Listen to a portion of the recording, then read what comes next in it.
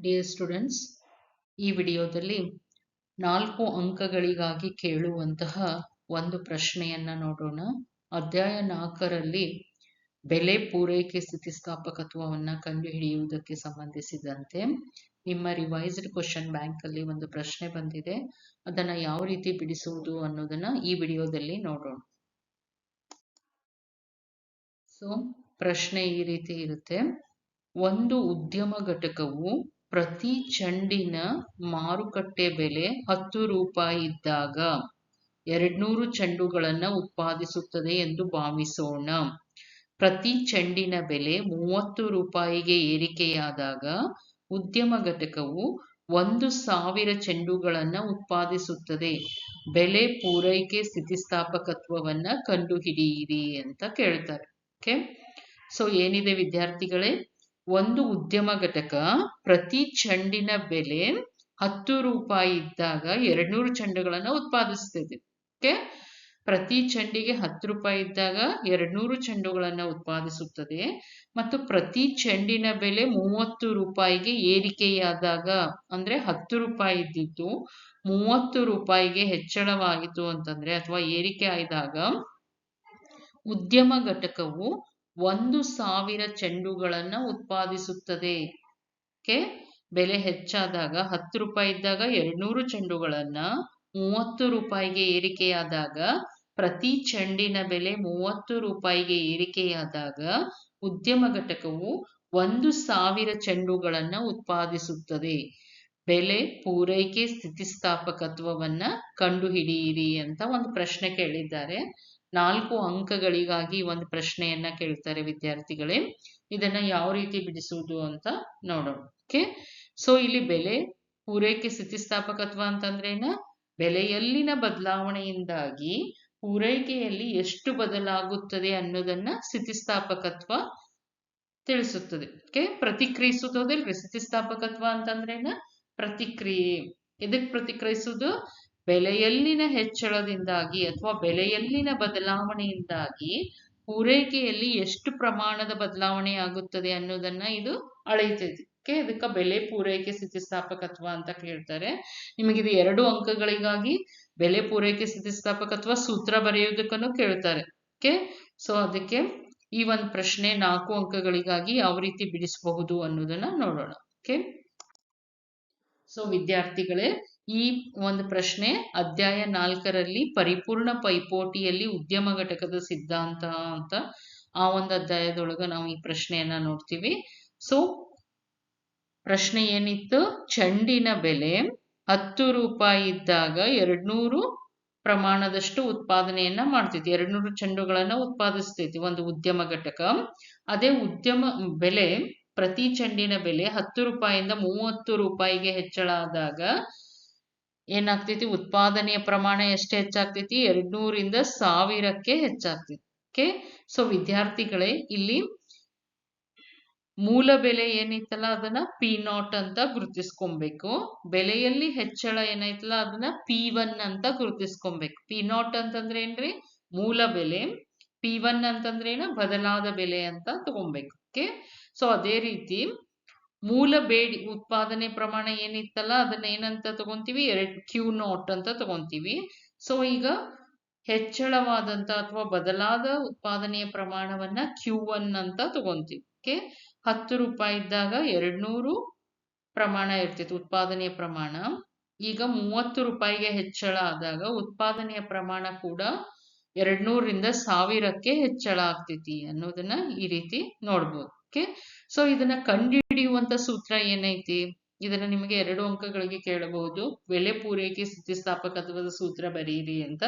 ಅದನ್ನ ಓಕೆ ಈ ರೀತಿ ನಾವು ಬರ್ಕೊಬೇಕು. ಬೆಲೆ ಪೂರೈಕೆ ಸ್ಥಿತಿಸ್ಥಾಪಕತ್ವ ಅಂದ್ರೆ price elasticity of supply, PES ಅಂತ. Price elasticity of supply equal to delta change in the Q divided by delta change in the price into P divided by Q. P ಅಂತಂದ್ರೆ ಏನ್ರಿ, ಇಲ್ಲಿ ಮೂಲ ಬೆಲೆ 10 ರೂಪಾಯಿ ಇತ್ತಲ್ಲ ಅದು ಮೂಲ ಬೆಲೆ. Q ಅಂತಂದ್ರೇನು, ಮೂಲ ಉತ್ಪಾದನೆಯ ಪ್ರಮಾಣ, ಕ್ವಾಂಟಿಟಿ. ಉತ್ಪಾದಿಸಲಾದಂತ ಪ್ರಮಾಣ ಎಷ್ಟಿತ್ತು, 200. ಓಕೆ, ಸೊ ಈಗ ಬದಲಾದ ಉತ್ಪಾದನೆಯ ಪ್ರಮಾಣ delta change in the Q ಅಂದ್ರೆ ಏನ್ರಿ ಉತ್ಪಾದನೆಯ ಪ್ರಮಾಣದಲ್ಲಾದಂತ ಬದಲಾವಣೆ. ಯಾಕೆ ಉತ್ಪಾದನೆ ಪ್ರಮಾಣದಲ್ಲಿ ಬದಲಾವಣೆ ಆತ? ಬೆಲೆಯಲ್ಲಿ ಹೆಚ್ಚಳ ಆದಾಗ. ಬೆಲೆಯಲ್ಲಿ ಮೂಲ ಬೆಲೆ 10 ರೂಪಾಯಿ ಇತ್ತಲ್ಲ, ಈಗ ಹೊಸ ಬೆಲೆ ಎಷ್ಟಾಯ್ತು?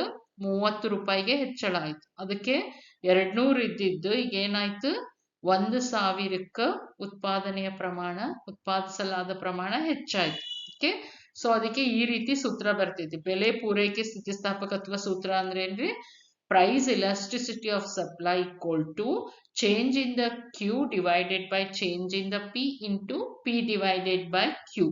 Okay, ಈ ರೀತಿ ಸೂತ್ರ ಬರ್ಕೊಂಡು ಅದಕ್ಕೆ ಸೊ ನಾವು ಬದಲಾದ ಎಷ್ಟು ಪ್ರಮಾಣದಲ್ಲಿ ಬದಲಾಯಿತು ಅಂತ ಅಂದ್ರೆ ನಾವು ಏನು ಉತ್ಪಾದನೆ ಪ್ರಮಾಣ ಹೆಚ್ಚಳ ಐತಲ್ಲ ಅದರಿಂದ ಮೂಲ ಉತ್ಪಾದನೆ ಪ್ರಮಾಣವನ್ನ ಕಳಿತೀವಿ. Okay, Q1 minus Q0 divided by P1 minus P0 ಅಂದ್ರೆ ಎಷ್ಟು ಹೆಚ್ಚಳ ಆಯ್ತು ಅದನ್ನ ನೋಡ್ಬೇಕು ಅಂತಂದ್ರೆ, ಅವೆರಡರ ಮಧ್ಯ ವ್ಯತ್ಯಾಸ ನೋಡ್ಬೇಕು ಅಂತಂದ್ರೆ ಇದರಲ್ಲಿ ಹೆಚ್ಚಾದ ಪ್ರಮಾಣದಿಂದ Q1 ಇಂದ Q0 ನ ಕಳಿಬೇಕು, P1 ಇಂದ P0 ನ ಕಳಿಬೇಕು into P divided by Q. So Q1 ಎಷ್ಟೈತಿ? 1000 ಮೈನಸ್ Q0 ಎಷ್ಟಿತ್ತು? ಮೂಲ ಉತ್ಪಾದನೆ ಪ್ರಮಾಣ ಮೊದ್ಲು ಎಷ್ಟಿತ್ತು? 10 ರೂಪಾಯಿ ಇದ್ದಾಗ 200 ಇತ್ತು, 30 ರೂಪಾಯಿ ಆದಾಗ 1000. ಓಕೆ, ಡಿವೈಡೆಡ್ ಬೈ ಬೆಲೆಯಲ್ಲಿ ಎಷ್ಟು ಹೆಚ್ಚಳ ಆಯ್ತು? 30. ಅದನ್ನ ಆಮೇಲೆ ಮೂಲ ಬೆಲೆ ಎಷ್ಟೈತಿ? 10. 30ರಿಂದ 10 ಕಳಿಬೇಕು, 1000ರಿಂದ 200 ಕಳಿಬೇಕು. ಅಂದ್ರೆ ಎಷ್ಟು ಹೆಚ್ಚಳ ಆಯ್ತು ಅಂತ ನಮಗ್ ಗೊತ್ತಾಗ್ತಿತ್ತು.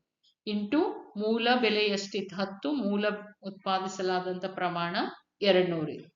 ಓಕೆ, ಸೊ ಈ ರೀತಿ ಈಕ್ವಲ್ ಟು 1000 ಒಳಗೆ 200 ಹೋತಂದ್ರೆ 800, 800 ಅಂತ ಬರ್ಕೊಂಡು divided by 30ರೊಳಗೆ 10 ಹೋತಂದ್ರೆ 30 minus 10 20. 800 divided by 20 into 10 divided by 200. Okay, ಈ ರೀತಿ ಬರ್ಕೊಬೇಕು. ಅಂಡರ್ಸ್ಟ್ಯಾಂಡ್ ಆಗತೈತಿ ವಿದ್ಯಾರ್ಥಿಗಳೇ? ಇಲ್ಲಿ Q1 minus Q0 ಅಂತ divided by P1 minus P0 into P divided by Q.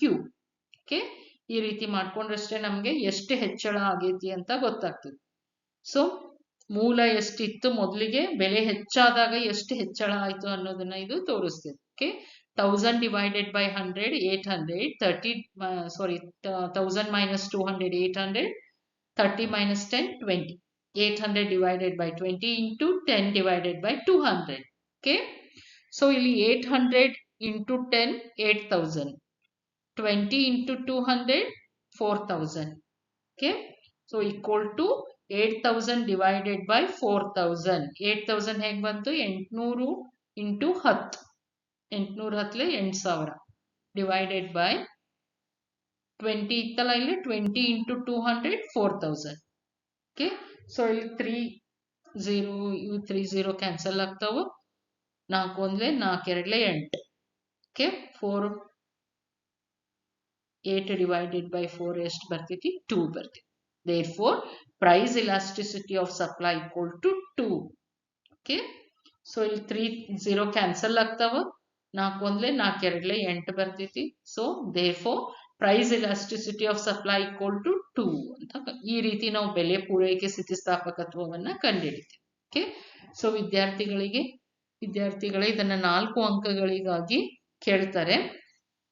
ಈ ಒಂದು ಪ್ರಶ್ನೆ ಒಳಗೆ ಈ ಸೂತ್ರವನ್ನ ಬರ್ಕೊಂಡು ಅದಕ್ಕೆ ಏನೇನು ಅವ್ರು ಕೊಟ್ಟಿದಾರಲ್ಲ, ಇದಕ್ಕೆ Q1 Q2 ಕೊಟ್ಟಿದಾರಲ್ಲ, ಅಂದ್ರೆ P1 P0 ಇದನ್ನ ನಾವೇ ಬರ್ಕೊಬೇಕು. ಮೂಲ ಬೆಲೆ ಎಷ್ಟಿತ್ತು, ಮೊದಲಿಗೆ ಬೆಲೆ ಎಷ್ಟಿತ್ತು ಅದು Q0 P0, ಆಮೇಲೆ ಬೆಲೆಯಲ್ಲಿ ಎಷ್ಟು ಹೆಚ್ಚಳ ಆಯ್ತು ಅದನ್ನ P1.